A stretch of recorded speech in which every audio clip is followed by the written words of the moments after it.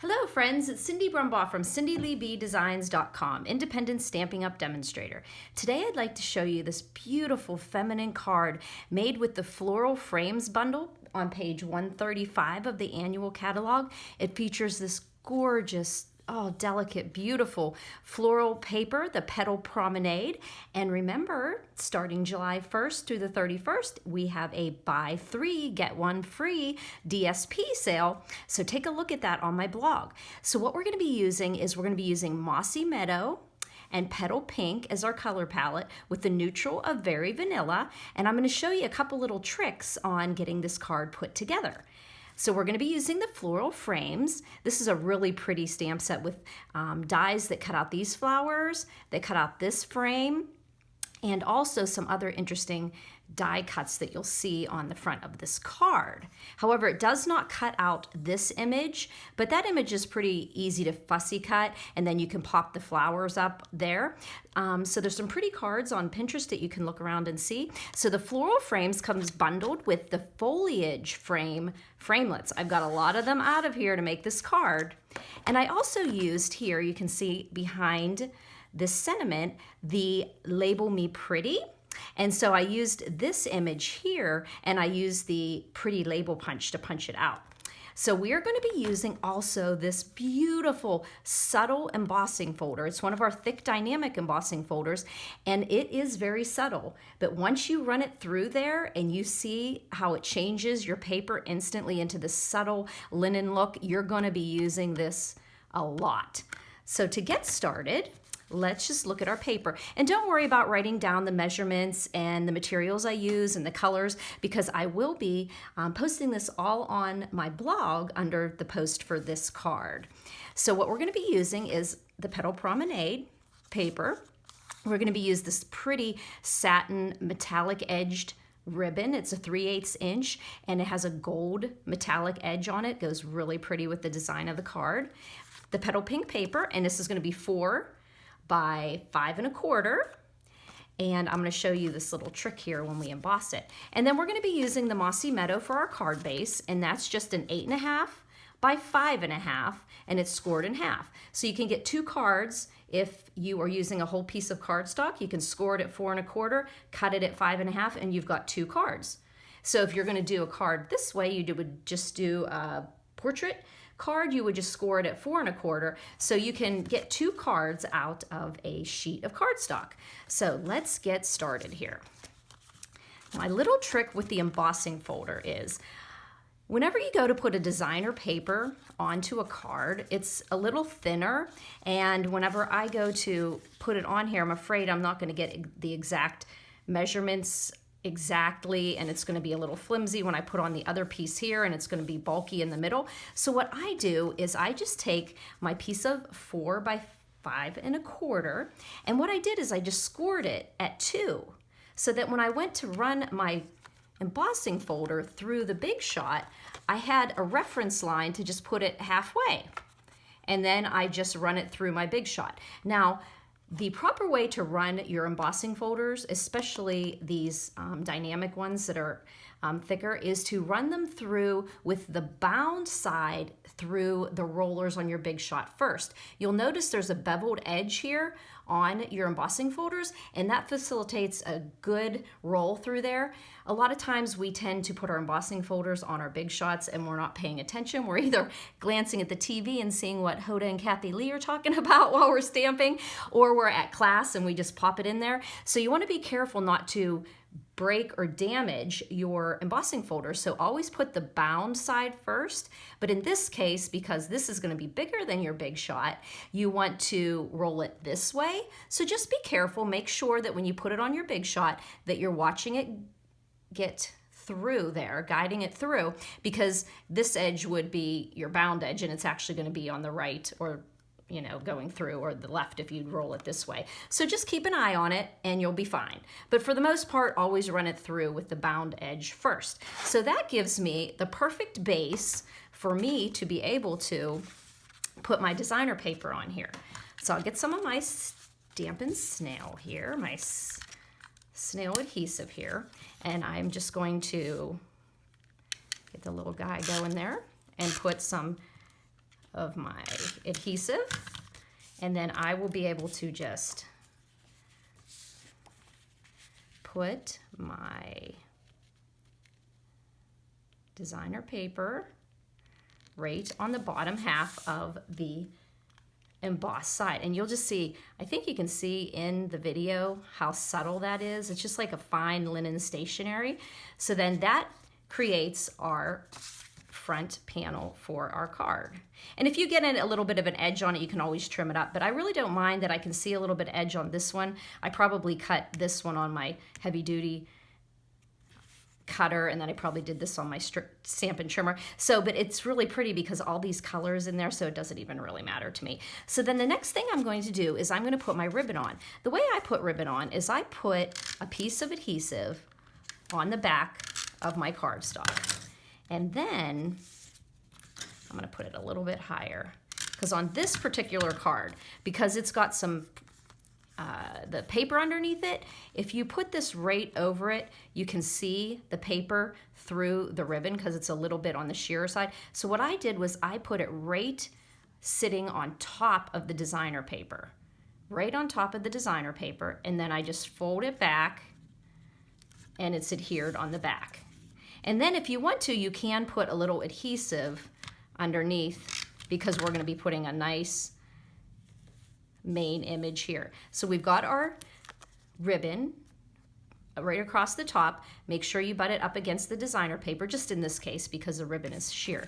So, well, not really sheer, but it's on that side. So then I'm just going to go ahead, put a little bit of adhesive over that piece of ribbon too. Get some in the corners, put a little in the middle, and then I'm going to adhere this to the front of my card, creating a nice 1/8 inch border the whole way around.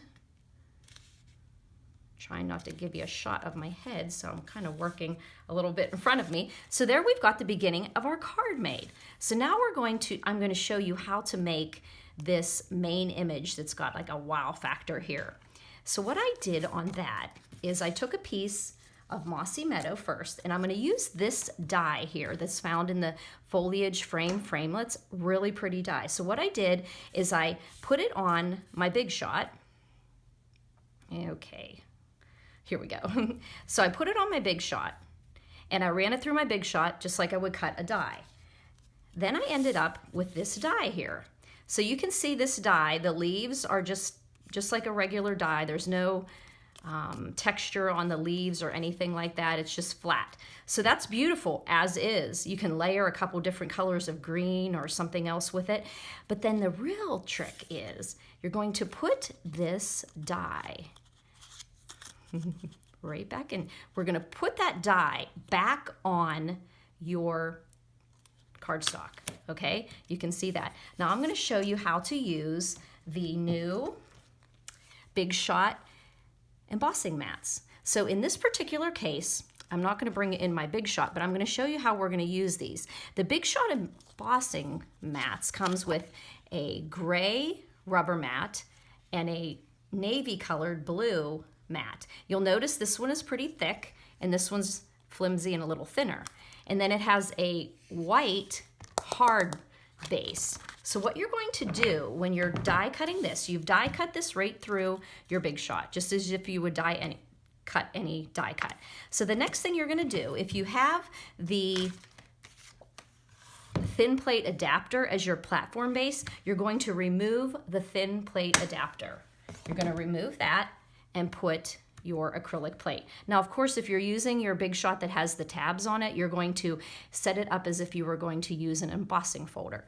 So you are going to put your acrylic plate down on your platform, not with the magnetic. It has to be either your multi-purpose one that came with the Big Shot years ago or the new thin plate adapter one with the thin plate adapter removed. So you'll put down your acrylic plate. Then you're going to take the die that you just cut out. So you have the die and you have the metal side down so that you're seeing the back of the cardstock, and make sure that your paper is inside that die. If you are a little leery about that, you can always just put a little bit of washi tape on there to keep it in, but if you're careful enough, it stays right in there. And so then you're going to take the gray embossing mat, and you're going to put it carefully on top of your die. There you go. And then your next thing in the sandwich is to take this thicker white plastic, really hard plastic base plate. Well, it's not a base plate, it's, you know, a plate for your, and you're going to put it on top of the gray embossing mat. And then you're going to roll this entire thing through your Big Shot. You're not putting another acrylic plate on here. This white plate is replacing the acrylic plate that you would normally put on top. So if you're looking at the sandwich this way, you have your white plastic plate, you have your gray embossing mat, then you have the cardstock that's stuck into the metal die, and then it is sitting on an acrylic plate that is on your Big Shot platform. So again, Big Shot platform, your acrylic plate, you have the die down with the cardstock that you can see the back of coming up towards you. You put your gray embossing mat, and then you put your white hard plastic adapter plate there with the that comes with the embossing mats, and then you roll it through your Big Shot. And the really cool thing is you will see that this die, this plain image here, turns into this beautiful embossed image here. Well, not an image, a die. So if you can see that this die had these little holes in it, and whenever you put that embossing mat down, it squeezes the cardstock into these little ejection holes here. And so now, even the fact if you layered these, like say you layered them the opposite way to make an image, it's pretty. You can see the difference. These are flat and these ones are embossed. So you can create so many different things with using your embossing. So that is how we're creating that part of our card. So that is the main focal point. So what I did is I wanted to dress it up here. So I had the metallic gold here on my card. So I said, okay, let's start doing some little fun stuff here. So what I did is, the first thing you can see here is the layer above that's going to go on top of my mossy meadow is a piece of vellum. So what I did is I took a piece of vellum and I die cut with the second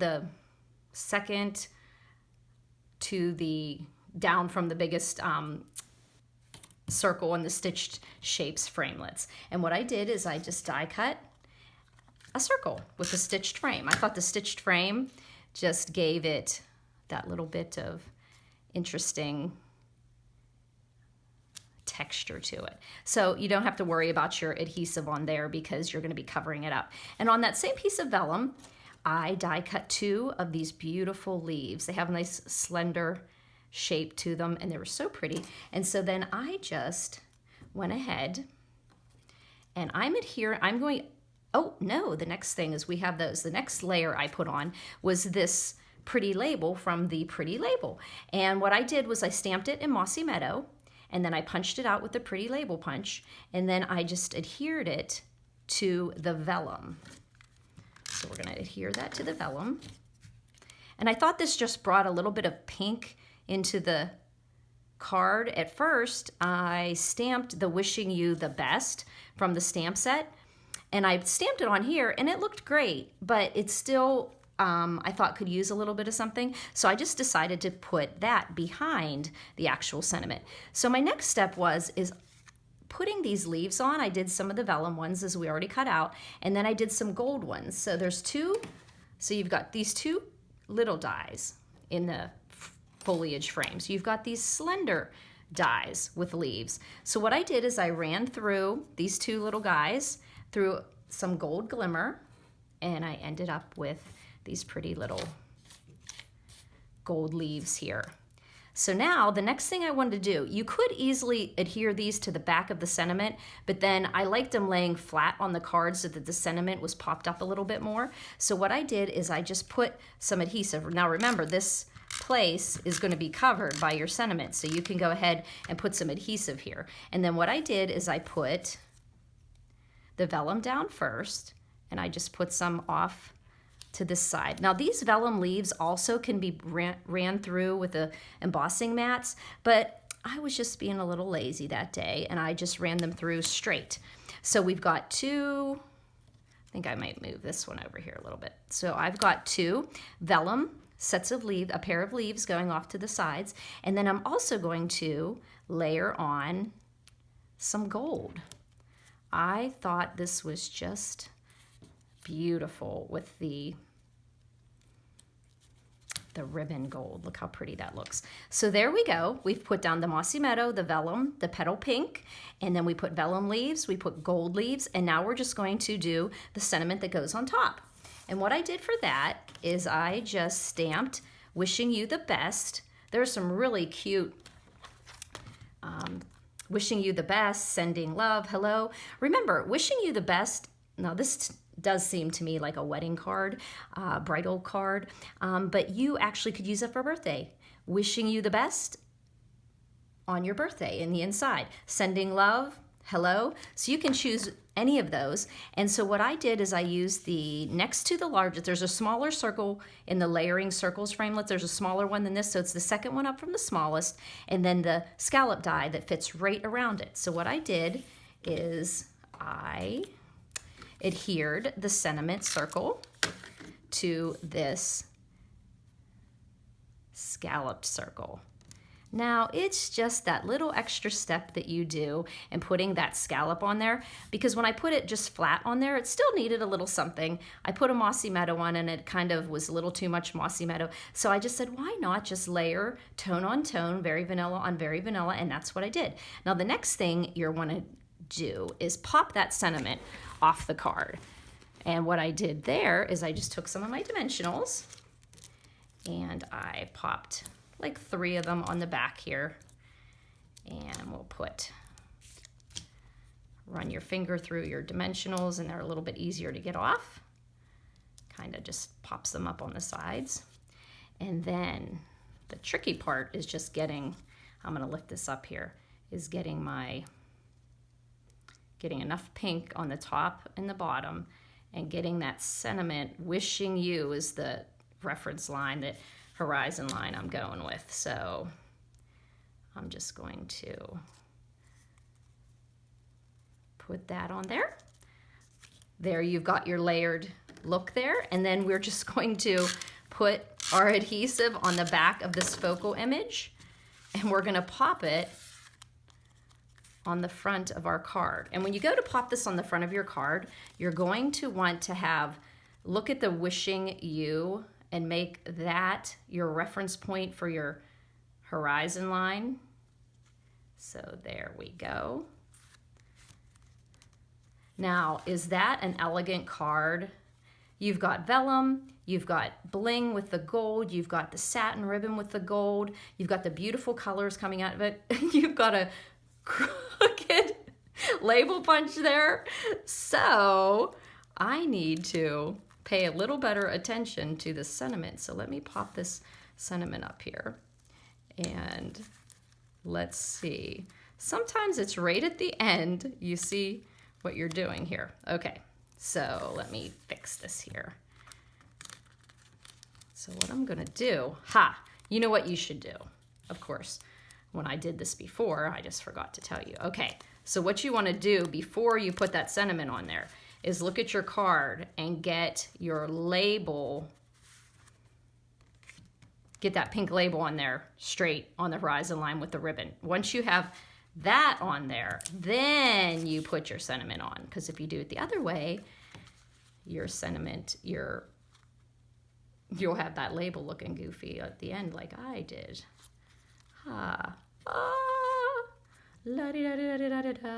Okay, there we go. So there we go. A pretty little card there using the Floral Frames bundle that you can find on page 135. You'll find all the measurements, all the colors, all the products I used on this card on my blog, cindyleeBdesigns.com. If you have any questions, you can always email me at cindyleeb@gmail.com. If you have any other questions that you would like to talk to me about, you could call me at 724-323-2296, and you can also send me a text. And if you happen to make a card like this, you could send me a photo. I'd love that. Thanks for stopping by, friends.